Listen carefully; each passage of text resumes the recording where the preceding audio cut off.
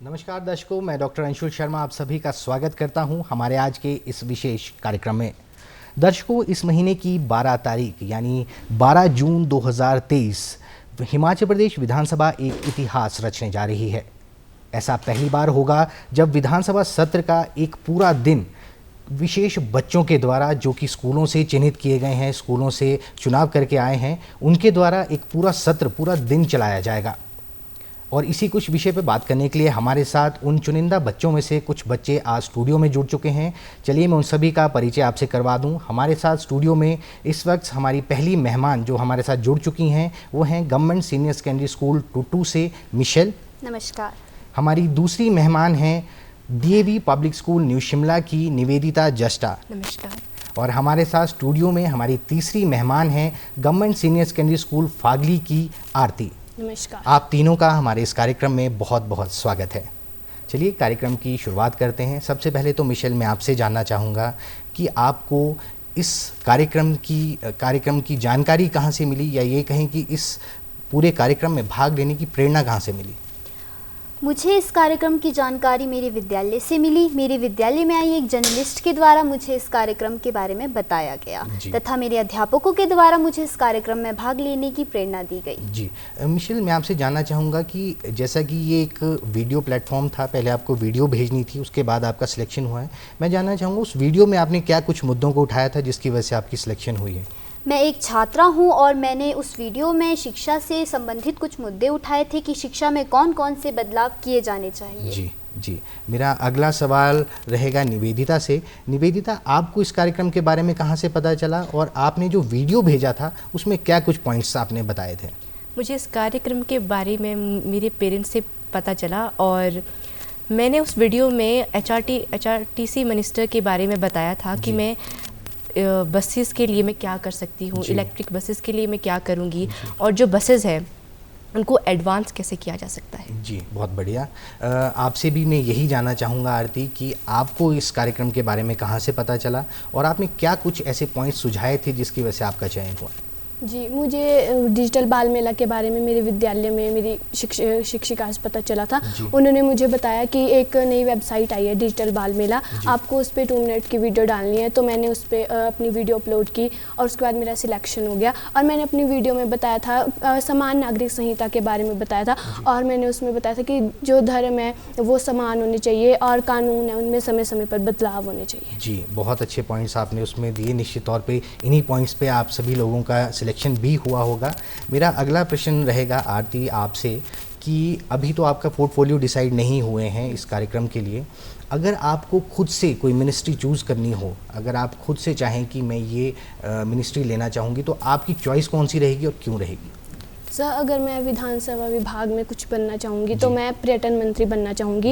Actually मैंने अपने school में भी जो है टूरिज़्म रखा है, तो टूरिज़्म से मैं बहुत अट्रैक्ट हूँ और मुझे अगर मैं कुछ रिफॉर्म्स लाना चाहूँगी तो मैं हिमाचल प्रदेश में अच्छे अच्छे टूरिस्ट प्लेसेस बनवाना चाहूँगी और जिससे टूरिस्ट अट्रैक्ट होंगे और इससे हमारी जो स्टेट है उसको प्रॉफिट होगा, रेवेन्यू प्राप्त होगा, तो हमारी जो स्टेट है वो डेवलप करेगी इससे। तो जी आरती, बहुत अच्छा आपने प्रश्न दिया। आरती अपनी स्कूल के एजुकेशन को अपनी पॉलिटिक्स में भी यूज़ करना चाह रही हैं। बहुत बढ़िया आरती। मेरा अगला प्रश्न निवेदिता आपसे रहेगा। अगर आपको यही ऑप्शन दिया जाए कि आप खुद से कोई डिपार्टमेंट चूज़ कर सकती हैं, तो आप कौन सा डिपार्टमेंट चूज़ करेंगे और क्यों करेंगे? अगर मुझे ये डिपार्टमेंट चूज़ करने का मौका दिया जाता है तो मैं चीफ़ मिनिस्टर का डिपार्टमेंट चूज़ करूँगी, क्योंकि मुझे अपनी स्टेट को एक डेवलपमेंट में लाना है और जो 75,000 करोड़ का जो डेब्ट पड़ा है उसको मैं इम्प्रूव करना चाहूँगी bye improving my economic condition of the states.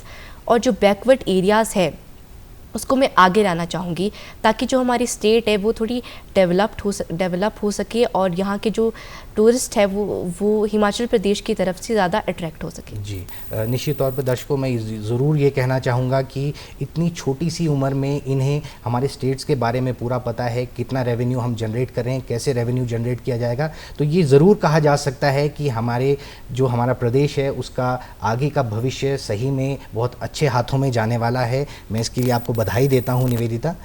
मेरा प्रश्न मिशेल आपसे है कि अगर आपको ये सब चूज़ करना पड़े तो आप कौन सा डिपार्टमेंट लेंगी और क्यों लेंगी? मैं शिक्षा मंत्रालय लूँगी। जैसा कि आप देख सकते हैं कि मैं एक छात्रा हूँ और मैं शिक्षा से रिलेटिव कुछ मुद्दे उठाना चाहूँगी, जिसमें मैं बताना चाहूँगी कि ऐसी कौन सी कमियाँ हैं जो हमारी शिक्षा में आ रही है। मैं बेहद से बदलाव करना चाहूँगी, जैसे मैं 11वीं तथा 12वीं कक्षाओं में बच्चों को मुफ्त में किताबें प्रोवाइड करवाना चाहूँगी। इसी के साथ साथ संस्कृत विषय 11वीं तथा 12वीं कक्षाओं में भी लाना चाहूँगी। और भी ऐसी पॉलिसीज़ है जो मैं बच्चों के लिए लाना चाहूँगी, जिससे उन्हें सहायता मिले उनकी शिक्षा के लिए। जी मिशेल, बहुत अच्छी बात आपने कही। मैं आपसे एक चीज़ और जानना चाह रहा था कि आप खुद स्टूडेंट्स हैं, आप गवर्नमेंट स्कूल में पढ़ रही हैं।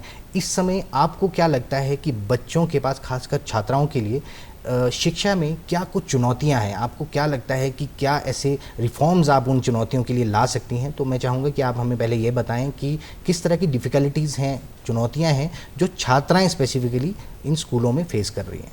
मुझे लगता है कि छात्रों के लिए विद्यालयों में हर विद्यालय में, सरकारी जितने भी विद्यालय हैं, सभी विद्यालय में कराटे क्लासेस और जूडो क्लासेस होनी चाहिए। जी, मतलब सेल्फ डिफेंस उनको आना जरूरी है। जी, सेल्फ डिफेंस आज के लिए छात्रों को बहुत ज़रूरी है। हमारी छात्राओं के लिए, जैसा कि आप देख ही सकते हैं कि समाज में आजकल छात्राओं के साथ क्या क्या हो रहा है, उससे बचने के लिए कि वो अपने सेल्फ डिफेंस में कुछ कर सके, इसीलिए उन्हें जूडो क्लासेस, कराटे क्लासेस ज़रूर सिखाई जानी चाहिए। बहुत अच्छा आपने सुझाव दिया। निवेदिता, अगर आपसे मैं बात करूँ, आप एक पब्लिक स्कूल से आती हैं, एक कॉन्वेंट स्कूल में पढ़ रही हैं, वहाँ छात्राओं को क्या कुछ चुनौतियों का सामना करना पड़ता है या उन चुनौतियों को कैसे दूर किया जा सकता है? जो गर्ल्स होती है बेसिकली उनको ये डर होता है कि अगर आपके पास एक जैसे जूडो कराटे है और जैसे एक बॉक्सिंग का अगर आपके पास दिया जाए तो फिर वो उसमें मतलब उनको थोड़ा डर लगता है कि अगर हम इसमें जाए इस फील्ड को अगर हम चुने तो हमें इसमें क्या लाभ हो सकता है और मतलब इसमें हमें क्या डिसएडवांटेजेस हो सकते हैं। तो उनको सबसे ज़्यादा डर ये लगता है कि अगर हमने ये वाली फील्ड चूज़ की तो दूसरी पीपल यानी कि other people what they will think about us, तो उनको ये डर लगता है। तो आई थिंक कि ये जो गर्ल्स में होता है, ये नहीं होना चाहिए कि वो उनको अपना जो वो अपना चाहते हैं करना वो करे और without thinking about the what other people think about. आपने बहुत अच्छा सजेशन दिया कि किसी भी छात्रा को या कहीं कि किसी भी छात्र को ये नहीं सोचना चाहिए कि हम जो चूज़ कर रहे हैं लोग हमें उस बारे में क्या कहेंगे या हम उसमें किस तरह से आगे जाएंगे। छात्रों का काम है मेहनत करना, उन्हें निडर होकर अपनी फील्ड को जिनमें उनका मन हो उसे चूज़ करना चाहिए। बहुत अच्छा आपने सुझाव दिया। आरती, मैं आपसे जानना चाहूँगा कि आप भी शहर के बीचों बीच एक सरकारी स्कूल में पढ़ती हैं, किस तरह की चुनौतियों का आप आए दिन सामना करती हैं और उससे कैसे आप उनसे पार पाती हैं? यस सर, मैं भी मिशेल की बात से सहमत हूँ। मतलब गर्ल्स को अपनी सेफ्टी के लिए सेल्फ डिफेंस सिखाया जाना चाहिए, उन्हें जूडो कराटे सिखाया जाना चाहिए जिससे वो सेफ़ हों। तो मैं चाहती हूँ कि उन्हें गर्ल्स को स्कूल में ये सिखाया जाए। तो ये मैं कह सकता हूँ कि आप तीनों का ही बीइंग अ गर्ल, आप तीनों का ये सुझाव है कि उन्हें सेल्फ डिफेंस आना बहुत ज़रूरी है। और मैं आशा करता हूँ कि हमारे स्कूलों में भी इस तरह के कार्यक्रम चलेंगे जिससे कि आने वाले समय में लड़कियाँ बहुत ही निडर होकर जी पाएंगी। वैसे तो हमारा स्टेट वैसे ही बहुत पीसफुल स्टेट है, पर ये बात सही है कि लड़कियों में सेल्फ डिफेंस की भावना होनी चाहिए, उन्हें वो आना चाहिए। तो बहुत अच्छा आप लोगों ने इस बारे में बात की। मैं अगला आपसे जानना चाहूँगा मिशेल, जो अगर हम बात करें कि हिमाचल को तरक्की के रास्ते पे आगे ले जाना है तो आपके किसी भी डिपार्टमेंट से रिलेटेड आपके ऐसे कौन से रिफॉर्म्स होंगे या आप ऐसी कौन सी पॉलिसी लाना चाहती हैं शिक्षा के अलावा, जिससे आपको लगता है कि अगर हम इस क्षेत्र में काम करें तो हिमाचल ऊंचाइयों को छुएगा? शिक्षा के अलावा एक और भी ऐसा क्षेत्र है, वो क्षेत्र है स्वास्थ्य। क्योंकि यदि मनुष्य स्वस्थ रहेगा तभी हमारे देश का विकास हो पाएगा। हमारे देश के नागरिक, हमारे देश की जनता ही हमारे देश का भविष्य है। यदि हम लोग स्वस्थ रहेंगे तभी देश की प्रगति हो सकती है। जी, निश्चित तौर पे स्वस्थ जीवन हमारे लिए बहुत ही ज़रूरी है। कहा भी गया है, स्वस्थ तन तो स्वस्थ मन तो आपका स्वस्थ मस्तिष्क, है ना। तो स्वास्थ्य सभी के लिए इम्पॉर्टेंट है। निवेदिता, आपसे मैं ये जानना चाहूँगा कि जैसे इन्होंने स्वास्थ्य की बात की, आप अपने आप को स्वस्थ रखने के लिए क्या कुछ करती हैं? मैं अपने आप को हेल्दी रखने के लिए फ़र्स्ट ऑफ़ ऑल तो जब आप सुबह उठते हैं तो उससे first of all I start my day with lemon juice. Okay. And उसके बाद हमें अपने डेली रूटीन में हमें फ्रूट्स खाना बहुत ज़रूरी है। और जैसे हम खाते हैं जंक फूड, तो आई थिंक इसका जो मतलब जो हमें ये जो जंक फूड है इनको थोड़ा कम करना चाहिए। जैसे आपको लाइक 1 वीक में आई थिंक 2 डेज़ आपको ऐसे रखनी चाहिए जिसमें आप लाइक जंक फूड खाए, और फ्रूट्स आपको डेली लेने हैं। और when you start your day, so first of all you should start your day with yoga, and after that some lemon juice, after that then you can start your day like okay, मतलब आप कहना चाहती हैं balance diet Yes, sir. होना बहुत ज़रूरी है। आरती, आपने पर्यटन की बात की, आपने कहा कि हिमाचल में पर्यटन की अपार संभावनाएं हैं। मैं जानना चाहूँगा कि हिमाचल में ऐसे कौन से प्लेसेस हैं जहां आप घूमी हों और आपको बहुत अच्छे लगे हों और आप चाहें कि इनको तो मैं ज़रूर डेवलप करूँगी अगर मैं पर्यटन मंत्री बनती हूँ? सर वैसे अभी मैं ज़्यादा जगह तो नहीं घूमी हूँ, जी। शिमला तक ही गई हूँ। जी। तो अगर तो मैं शिमला में भी ऐसे बहुत से प्लेसेस Yes, होंगे sir. जो आपको लगता है कि डेवलप होने ज़रूरी हैं? जी। सर ज़्यादा मैं टेम्पल्स में ही गई हूँ, जी। तो मैं टेम्पल्स को और डेवलप करना चाहती हूँ। और सर एक तो होता है कि अगर हम अपनी सिटी को ज़्यादा क्लीन रखेंगे तो उससे जो है टूरिस्ट है वो ज़्यादा अट्रैक्ट होते हैं, तो मैं टेम्पल्स को ज़्यादा डेवलप करना चाहती हूँ। जी। आरती, बहुत अच्छा आपने एक और पॉइंट दिया, हमारे शहर को स्वच्छ रखना बहुत ज़रूरी है। निवेदिता, आपका इस बारे में क्या कहना है कि अगर हम अपने शहर को स्वच्छ रखना चाहें तो क्या कुछ ऐसी एक्टिविटीज़ में हम अपने चेंजेस ला सकते हैं जिससे कि हम अपने शहर को जल्दी से साफ़ रखेंगे या कचरा नहीं फैलाएंगे? सर फर्स्ट ऑफ ऑल आपने से देखा होगा, जब हम बहुत सारे टूरिस्ट जब शिमला में आते हैं तो वो क्या करते हैं कि वो मतलब उनकी रैपर्स से जो कुछ खाते हैं, जो चीज़ें वो जो लेते हैं तो वो कहीं भी रैपर्स को डाल देते हैं। और तो इसके लिए उन्हें मतलब एक ऐसा एक फील्ड बनानी चाहिए जहाँ पे ये रखना चाहिए कि जहाँ पे ये रखना चाहिए कि नहीं, आप एक बोर्ड बनाना चाहिए जहाँ पे लिखा जाना चाहिए कि अगर आप किसी टूरिस्ट प्लेस में आ रहे हो और अगर आपके टूरिस्ट प्लेस में अगर ऐसा हो तो आपको मतलब जो कचरा है वो आप डस्टबिन दिए होते हैं तो जो गार्बेज जो दिए होते हैं उनमें डालना चाहिए, जी। गार्बेज बिन में डालना चाहिए। और अगर आप सोचें कि अगर आपकी स्टेट में कोई ऐसे टूरिस्ट आते हैं और वो ऐसी गंदगी फैलाते हैं तो आपका उसके बारे में क्या सोचना होगा। तो अपनी स्टेट को और दूसरी स्टेट को अपने माइंड में रख के कि अगर मैं यहाँ पे ये चीज़ें फॉलो कर रहा हूँ तो मेरी स्टेट में वो हो सकते हैं। जी, बहुत अच्छा आपने सजेशन दिया कि हमें हर एक प्लेस को अपना समझ के साफ रखने की ज़रूरत है। निवेदिता, जैसे आपने बात की थी HRTC ट्रांसपोर्टेशन मिनिस्ट्री की आप बात कर रही थी, आपने कहा कि HRTC में आप बदलाव चाहेंगी। मैं चाहूँगा क्या कुछ चुनौतियाँ आप डेली लाइफ में फील करती हैं जो हमारी ट्रांसपोर्टेशन में चुनौतियाँ हैं, या उनको हम कैसे हम अच्छा कर सकते हैं? Yes sir, sometimes like I see कि कुछ बसेस क्या हो जाता है जब उनमें थोड़ी इलेक्ट्रिक प्रॉब्लम होती है। जी। तो कई बार बसेस हम कहीं जाते हैं, कहीं जर्नी हम स्टार्ट करते हैं तो बीच में क्या होता है कि जो जर्नी जो हम स्टार्ट करते हैं बसेस बीच में रुक जाती है या फिर उनकी टायर पंचर हो जाती है, ख़राब हो जाती हैं। यस सर, ख़राब हो जाती है। तो इसके लिए हमें इलेक्ट्रिक बसेस का यूज़ करना बहुत ज़रूरी है। जहाँ पे अगर मैं चाहूँ तो जैसे अगर आपका कई बार स्टेशन आता है और कई बार वो स्टेशन आपका छूट जाता है, फिर कोई ऐसी जो गर्ल्स और फिर पीपल होते हैं जिनको शर्म आती है बोलने में कि नहीं ये छूट गया है, तो फिर वो सोचते हैं कि फिर वहाँ पे कंडक्टर्स होते हैं वो बोलते हैं कि आप पहले नहीं बोल सकते थे, या फिर वो उसके साथ मिसबिहेव करते हैं। तो बसेस में एक ऐसा पॉइंट होना चाहिए जहाँ पे आप जब उस बटन को दबाए तो आप मतलब जो ड्राइवर है उसको पता चल सके कि नहीं इनका स्टेशन आ गया है और ये स्टेशन में रुकना चाहती है। जी। यानी कि निवेदिता, आप ये कह रही हैं कि बहुत बार बसेस में मिसकंडक्ट किसी ना किसी रीज़न के लिए होता रहता है जो नहीं होना चाहिए, और हमें इस तरह की टेक्नोलॉजीज़ हमारी बसेस में यूज़ करनी चाहिए कि किसी के साथ या तो मिसकंडक्ट ना हो और वो अपनी बात को वहाँ पे कह सकें।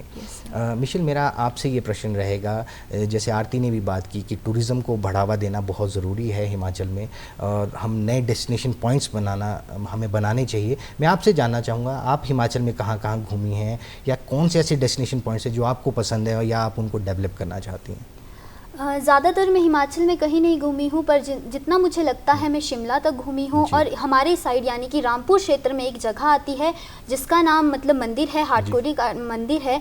तो मुझे लगता है कि हाटू मंदिर के नाम से उसे जाना जाता है, तो मैं उसे और डेवलप करूँगी क्योंकि वहाँ बहुत लोग उसे देखने आते हैं और मैं हर वर्ष देखती हूँ कि मैं जब भी वहाँ जाती हूँ वहाँ उतनी ही गंदगी बढ़ती जाती है। हालांकि वहाँ सफाई होती है परंतु उस क्षेत्र को मैं ज़्यादा डेवलप करना चाहूँगी ताकि लोग भी वहाँ आए परंतु वहाँ गंदगी ना करें। जी।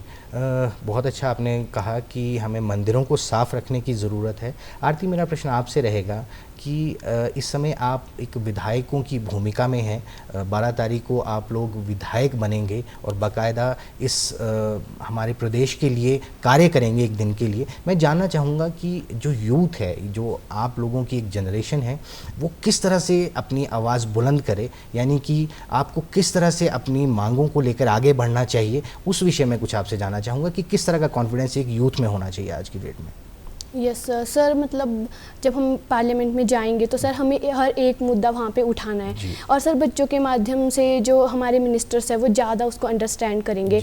हर एक मुद्दे को हमें उठाना है, शिक्षा के, स्वास्थ्य के, जो भी है, हमें मतलब कि कॉन्फिडेंस के साथ वहाँ पे बोलना है पार्लियामेंट। जी, आपको मतलब कॉन्फिडेंस होना चाहिए, आपको डरना नहीं है किसी बात से, और मिनिस्टर्स में भी वही लेवल एक देखने को मिलता है या हम एक्सपेक्ट करते हैं।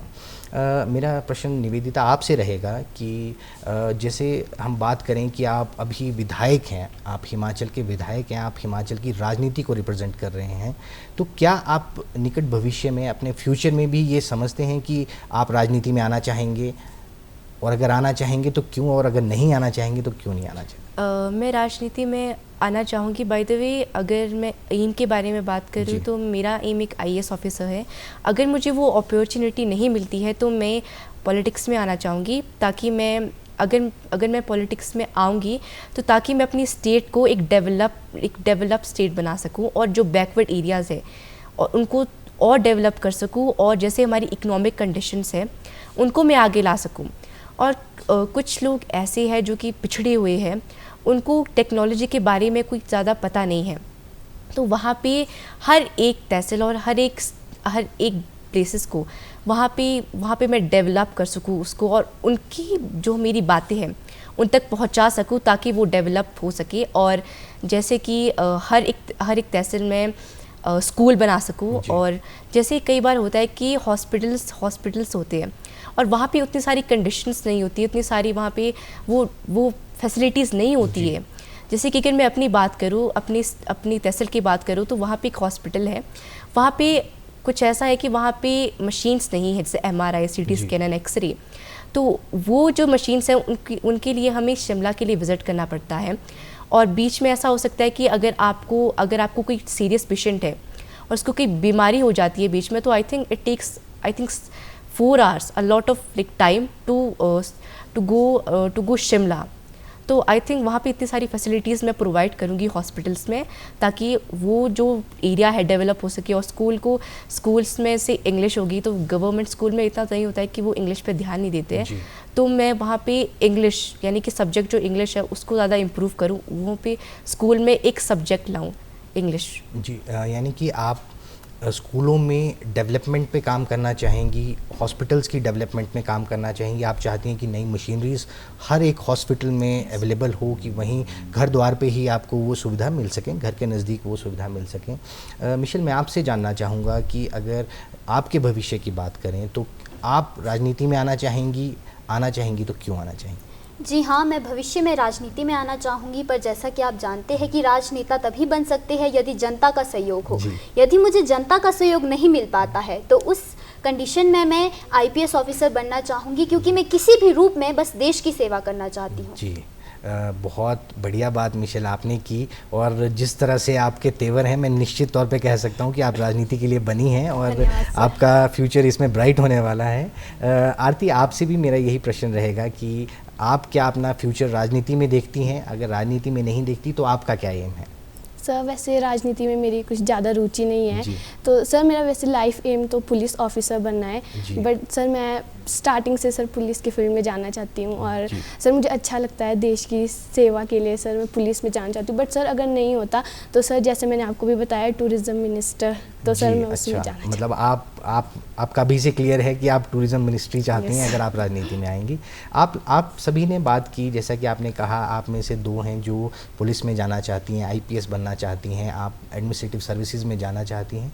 आपको किन से ये प्रेरणा मिली, कहाँ से आपको इनके बारे में पता चला कि इस तरह की सर्विसेज हैं या हमें इस तरह की सर्विसेज में जाना चाहिए? ये एक्सपोजर आप लोग कहाँ से लेते हैं, कहाँ से आपका इन्फॉर्मेशन सोर्स क्या है, कहाँ से आपको ये बातें पता चलती हैं कि इस तरह की एक्टिविटीज़ हम कर सकते हैं देश की सेवा करने के लिए?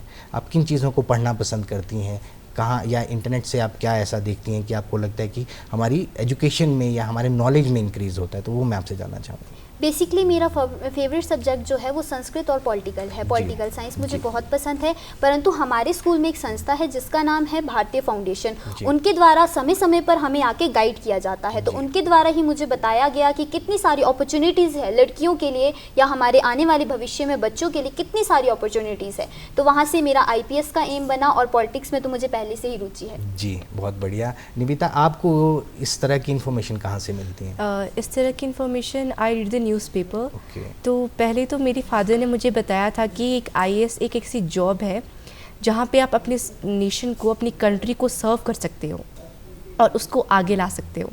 तो मुझे मुझे IAS के बारे में न्यूज़पेपर से और मेरे फादर के बारे में पता चला, और अगर मैं IAS बनूँगी तो मैं अपनी जो कंट्री है उसको एक डेवलप मोड पे लाऊंगी।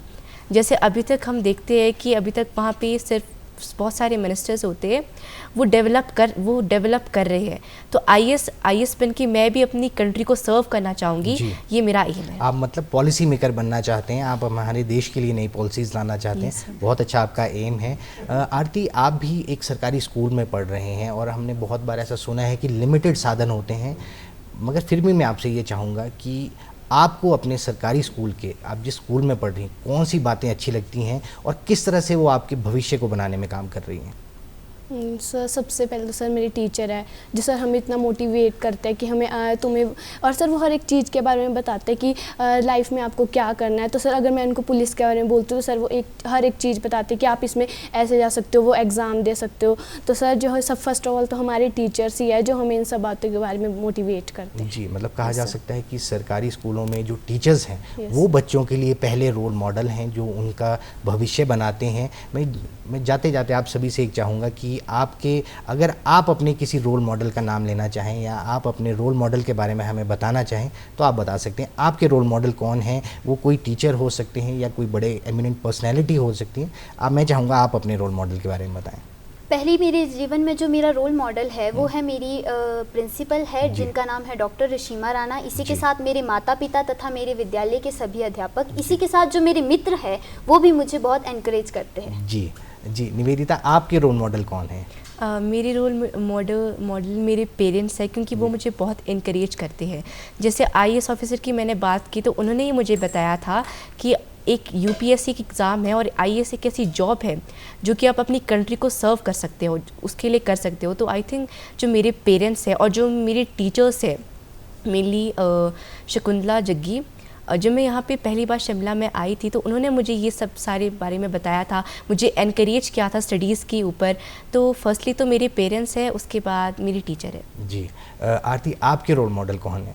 सर, मैं अपनी रोल मॉडल अपनी पॉलिटिकल साइंस की टीचर को मानती हूँ, क्योंकि सर मुझे उन्होंने इतना मोटिवेट किया है कि मतलब मैं अपनी स्टडी में इतना आगे बढ़ चुकी हूँ। +1 में सर वो आए थे एंड में ईयर के, तो सर जब से वो आए हैं मुझे खुद भी लग रहा है कि मैं अपनी स्टडी में सच में बहुत, सर वो पॉलिटिकल साइंस पढ़ाते हैं और पॉलिटिकल साइंस में मैं सच में मतलब ठीक हूँ। जी, मतलब ये बात तो पक्की हो गई है कि आपके टीचर्स आपके पहले रोल मॉडल हैं और फिर आपके पेरेंट्स और जो आपके आसपास की सराउंडिंग्स में आप जिनसे मिलते हैं आप उनसे कुछ ना कुछ सीखते हैं। तो दर्शकों, आज के इस कार्यक्रम में बस इतना ही। आप तीनों लोग हमारे कार्यक्रम में आए, आपने अपने विचार हमारे साथ साझा किए, आपसे बात करके हमें बहुत अच्छा लगा। निश्चित तौर पे हमारे दर्शकों को भी ये बहुत अच्छा लगा होगा। तो दर्शकों, इस कार्यक्रम में बस इतना ही। मैं जाते जाते ये ज़रूर कहना चाहूँगा कि इन बच्चों से आज ये बात करके मुझे इतना तो यकीन हो गया है कि हमारे प्रदेश का भविष्य अच्छे हाथों में जाने वाला है। ये छोटे छोटे बच्चे अपने स्कूलों से अभी निकले भी नहीं हैं, पढ़ाई से बाहर भी नहीं आए, फिर भी इन्हें राजनीति के बारे में इतना कुछ पता है। ये इतना बड़ा विजन रखते हैं स्टेट को आगे ले जाने के लिए। तो निश्चित तौर पे हमारा भविष्य सिक्योर है। और इस प्रोग्राम में आज के लिए बस इतना ही। अगली बार एक नए विषय के साथ फिर मिलेंगे, तब तक के लिए नमस्कार।